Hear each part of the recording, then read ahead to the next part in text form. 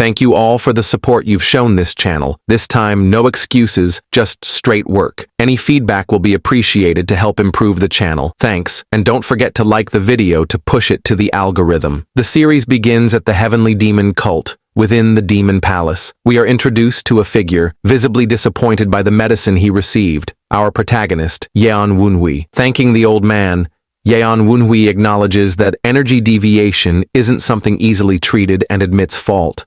This is my fault, since I'm just a half-assed student, Yeon Wunhui admitted, reflecting on his circumstances. Born with a lower broken core and a body unable to hold chi, he had no choice but to pour all his energy into mastering mystic arts. And yet, he still rose to become an heir of the Heavenly Demon Cult. Inwardly, he knew it was all to repay his debts to his master. Annoyed, I walked away, knowing the medicine from Hebei was useless. I couldn't help but wonder where I could find any powerful elixirs. It's been a while, cult heir, a voice called out behind me. Have you been well while I, the vice cult leader, was absent? Said the figure before me. It's really been a long time, Chun Hajin, I answered. Your tour around our domain had taken you quite a while, I added. Since the cult leader and you, as his heir, can't carry out your duties, it falls upon me to ensure that everything is done for the prosperity of the Heavenly Demon Cult, Chun Hajin replied, his tone unwavering.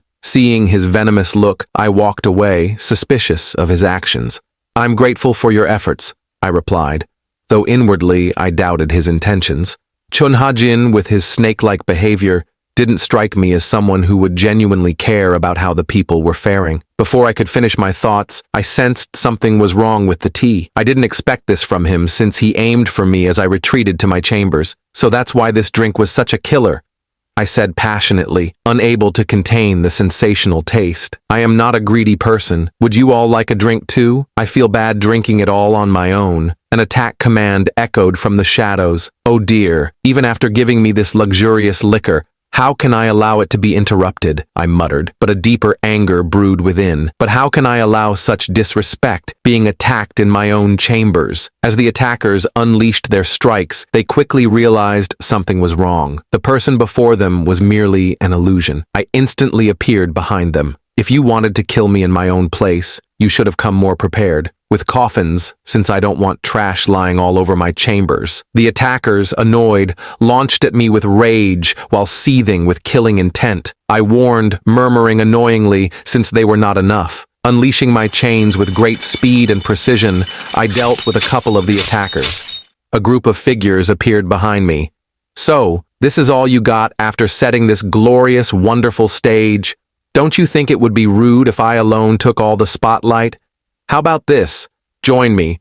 Let's have a dance battle, dear Chun Hajin and the elders. Chun Hajin, shocked to see me standing, knew he had used the crane's red beak poison, which was said to melt an entire ox with a single pinch. Yet there I stood, laughing and taunting them, after having drunk a cup of it. Indeed, I was truly a monster. With bodies lying around me, I asked the elders and Chun Hajin where the coffins were. If I were in good condition, I'd be sure to use your heads as portraits of betrayers, I added sarcastically. Chun Hajin, sharing his disappointment at not accomplishing my dreams, glanced at the elders behind him for reassurance. Inwardly, he couldn't allow an orphan like me, someone who had only learned martial arts, to become the next leader. The elders, however, agreed with this decision. Instantly, the elders surrounded me, each ready with their weapons, unleashing their internal energy. The tension in the air was palpable as they prepared to strike. Are our elders really this easy to scare? I taunted. Attacking a brave like me in a group after feeding me poison? My voice echoed, mocking their cowardice as I stood firm, unfazed by their combined efforts.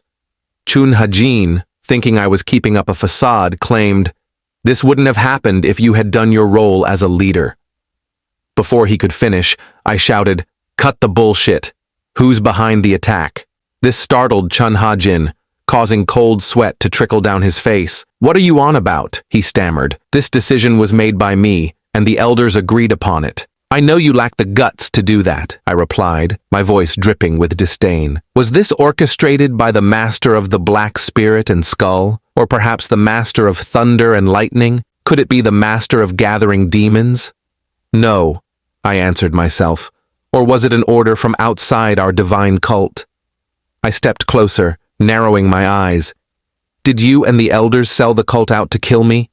Is this how our cult leader, who is also our master, ended up because of your actions, Chunhajin?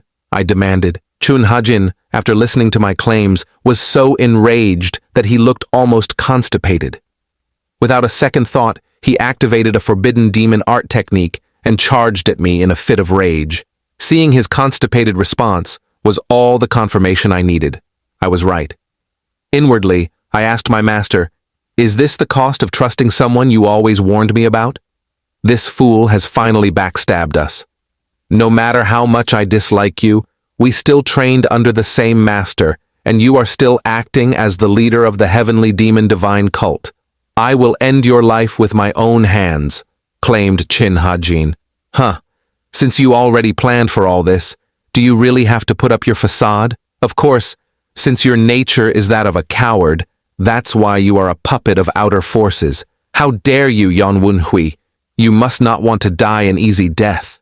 These remarks made Chin Hajin enraged. Don't worry, I will correct your mistakes and ensure the cult prospers, Chun Hajin declared boldly. Hearing such claims from someone like him made me scoff. I couldn't help but let out a loud, mocking laugh at the absurdity of his remarks coming from a coward. As my laughter echoed, I unleashed a terrifying, ominous aura, causing the elders' instincts to heighten. They immediately readied their weapons, eyes sharp and bodies tense, fully prepared for a confrontation. If you've endured me for this long and still don't understand me at all, I remarked, then you've already failed. If you truly wanted to kill me, you should have remembered one crucial detail. I paused, observing the arrogance in Chun Hajin's demeanor. But since you think your time has come, it seems your mouth has become relentless. I added, with a cold smirk, reaching into my cloak. Chun Hajin's confidence faltered, and upon seeing me reach for something, his face turned pale with terror. Whatever he saw I was about to pull out had utterly shaken him. It was the demon dragon sword. You dare still cause trouble until your final moments? Chun Hajin snarled as he reached out for the weapon. Do you think I'll allow you to pull off your tricks? The sword's handle bore an orb that began emitting a blinding light, overwhelming everyone in the room. The brilliance startled Chun Hajin, who stood in shock as he realized how much mystic power I had accumulated into the sword, even while under the effects of poison. Smiling generously, I addressed the imbeciles. You seem uninformed. Despite the accumulated mystic power infused into the demon dragon sword, it also contains the will of the first heavenly demon. I continued gathering energy. While you were busy scheming, I was preparing to defend myself against your laughable attacks, I said mockingly. One of the elders, sensing the shift, shouted, "Defensive stance! Use your internal energy!" The elders assumed their positions, but it was all too late. What's all this preparation for? I asked calmly, as everything fell into place. Well then, soul-combusting hell flame art. The room temperature dropped to an eerie state. Not cold, not hot, just wrong. Then the pain began.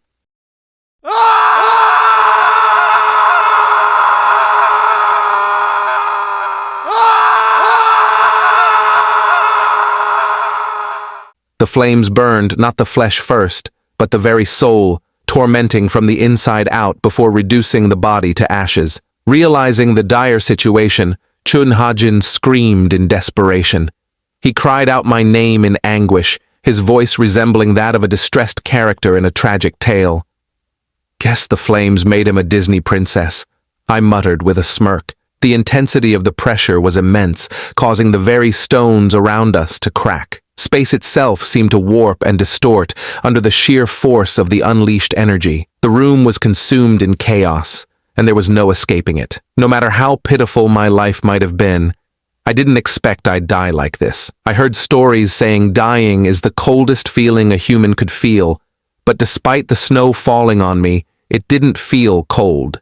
In fact, it was the only thing keeping my consciousness. It was just like that day back when I was alone and beaten by my peers because I had said I had seen a ghost. They seemed to feel a sense of justice after brutally beating me, making sense of the fact that I was born with a broken core and that I was an orphan who claimed to be able to see ghosts. But since such actions didn't seem to have consequences for me, I had to create one. After all, I was simply receiving all the hatred. To endure such a shitty world, they treated me as a useless being. I am about to create consequences, one that will make me the monster they tend to see me as. What did you do, you fucking brat? Someone catch that little fucker. After a long time running, I finally managed to put some distance between us and found a moment to catch my breath. Annoying as it was, those bastards didn't know when to give up. Just like you lost wandering spirits, I muttered under my breath, adding a touch of bitterness to my voice as I glanced at them. You have special eyes, don't you? A voice spoke from behind me, startling me so much it felt like my soul had left my body. How had he managed to get so close without me noticing? I saw an unfamiliar figure dressed in expensive clothes and carrying an equally costly-looking sword. His presence was commanding, unlike anyone I had encountered before. Still catching my breath, I tried to piece together what someone like him could be doing here. This was a remote forest path. Was he here specifically for me? Sensing that the figure before me was no ordinary person, I asked, "Are you here to take my cursed eyes? If so, do as you wish. I don't mind if my life snaps into two," I pondered inwardly, trying to steady my trembling thoughts. "I'm not even sure if my eyes would be of any benefit to you, so please don't harm me." Before I could finish, the unknown figure suddenly draped his coat over me. The unexpected gesture startled me, leaving me speechless. "Those eyes of yours aren't a curse," the mysterious figure said in a calm, reassuring voice. "They are a blessing. Some people like you are sometimes blessed with an upper core or a special streak in their soul," the mysterious figure said, his voice steady and calm. "And those children often go on to achieve great things." The words sounded encouraging, almost too much so, but as sweet as they were, they felt like lies to me. I couldn't help but ponder inwardly, questioning their sincerity. "You, young boy, have the potential to become more special than anyone else in the world," he added. Despite my doubts, his words were unlike anything I'd heard before. And more than that, for the first time in my life, I felt warmth, a warmth I had never known. "So, will you follow me, child?" the mysterious man asked, extending his hand. At that moment, in the hands of this enigmatic figure, I saw something I'd never seen before: salvation. My answer came without hesitation. "Yes." "Do you have a name, child?" the man asked. "No," I replied softly. The man's expression softened, and he said, "Then, to commemorate the moment I met you, how about I name you Woonhui?" It was on this day that I gained a reason to keep living. The mysterious man whom I know call Master, the leader of the demonic divine cult. "Master, I did what I can to help, but because of this damned body of mine," Master felt Master. "I did what I can to help, but because of this damned body of mine, Master fell into a state of energy deviation. Since using so much mystic power, dying here will require patience. These idiots didn't bring coffins as requested, and my body will turn to dust. No matter what I do, this body cannot survive." Since that was the case, there was only one way: to use the forbidden art of Zoroastrianism, primordial divine wheel reincarnation. This art was meant to overcome death by transferring one's soul into another person's body. If the transfer was successful, there was still a chance for the body to reject the new soul. I was the cult's heir for a reason. Having saved mystic power from the demon dragon sword, everything was ready. I left the chances to the heavens. Looking at the heavenly demon cult palace one last time, I inwardly pleaded to my master to be safe until my return. Many hours later. "Do you understand your role in visiting the clan head?" Ugh, how annoying, I heard voices from afar. "As a son of a concubine, you should keep lying low," said the voices as I regained consciousness, realizing that the primordial divine wheel reincarnation had succeeded. "Tang Woonhui," shouted an annoyed woman. "Hey, are you listening to me? How long are you intending to lay on the floor? Get up." Tang Woonhui. How ironic for this body to share the same name as mine. I thought to myself. Moreover, "Hey, are you listening?" I was emphasizing this since earlier. "You dare fail to respond to your elders? I will teach you a lesson," shouted the woman, bringing down the stick she held in her hand. "But since I am not the previous owner, how can I allow fate to repeat itself? Hey, miss, your breath stinks, so could you unleash that abyss smell somewhere else?" I said. "How dare you refuse my rightful teaching, mock me, and call me an old hag?" she screeched. "Do not even dream of exiting until you understand your mistakes, you vile trash. Finally, some peace and quiet," I muttered. "According to the little memory retained from the body, that woman is this body's stepmother, the primordial divine wheel. Reincarnation only works on bodies that have just died or are about to die. Even though he wasn't her son, I can't believe this body's owner was beaten to the brink of death. I thought my old life was pitiful, but this body's previous owner, Tang Wunhui, might match it. This body is barely trained and also in bad health. But this body has something my previous body, Yan Wunhui, lacked. The lower core. If I can train my lower core to learn martial arts, and on top of that, add the mystic arts I used for my upper core, I can make progress. And on top of that, I need to activate the power of my eyes to control the dead. Only when I'm ready will I return to protect my master and show the backstabbers the consequences of messing with the heavenly demon divine cult."